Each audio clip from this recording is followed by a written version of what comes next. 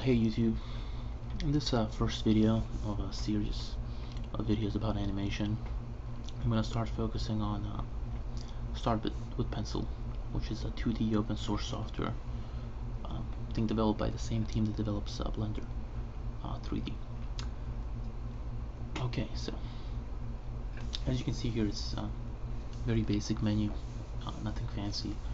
You have your toolbox here, your sketching, coloring tools, your drawing tools, polyline, erasing, clearing. You can modify curves, you know, in vector format and so on and so forth. You have some standard colors here. You can pick on. You can of course change these in a similar way as Photoshop.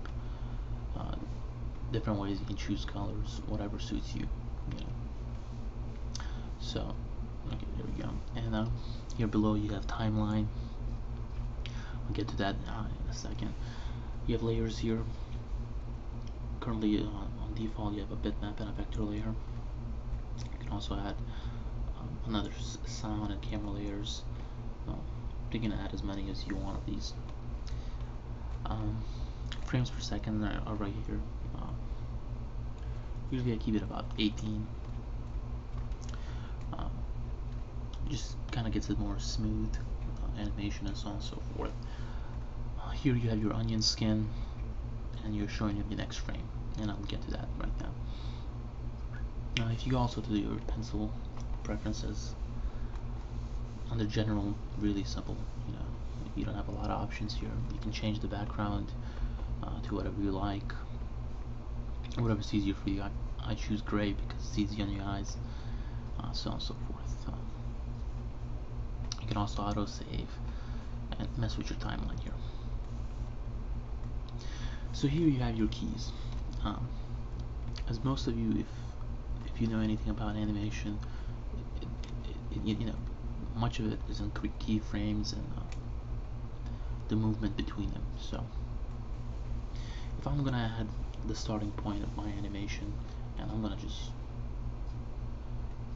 draw this dude here with a sad face. Now I'm gonna choose, let's say that I'm gonna have 18 frames, and I'm gonna add a key here. You can add keys anywhere you want. You can choose and just simply add it. And now if you have your onion skin on, you can see the your previous frame, which happens to be here in number 1. Your next frame is mainly for in-betweening. I'll get to that now. So I'm on the 18th frame with onion skin, and I'm gonna basically just kind of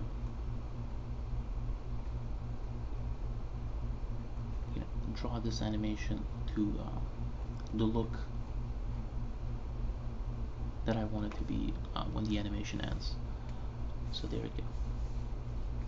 So as you can see, we have these two extreme points, and now to get to that animation, we're gonna need to add some frames here,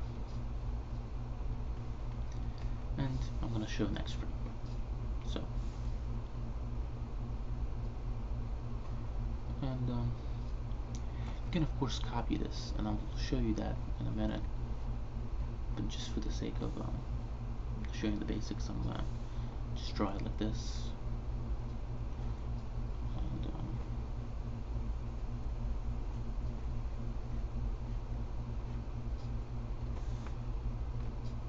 See this one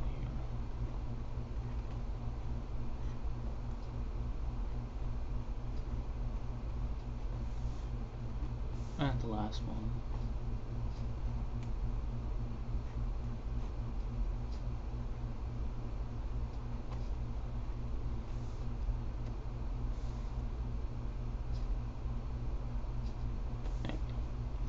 Now if I turn all these off, start from frame 1 and press play, you can see my very basic animation of, nothing special.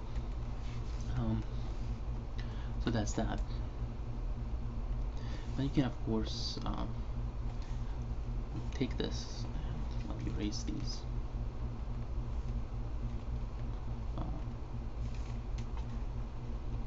And you can mess with a lot of stuff here. erase all these in-between frames, and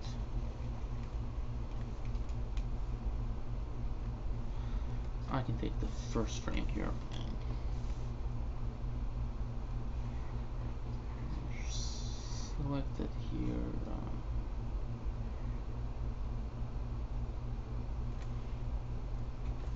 Copy it, go to the 18th frame, delete this frame, and just copy the old frame. Now I'm going to delete the mouth here and just use this as my ending animation. Now I go to here, I'm just going to copy the same thing, but I'm going to erase the area that's going to actually have any movement, and I'm going to draw the basics here. So first frame, second frame, third frame.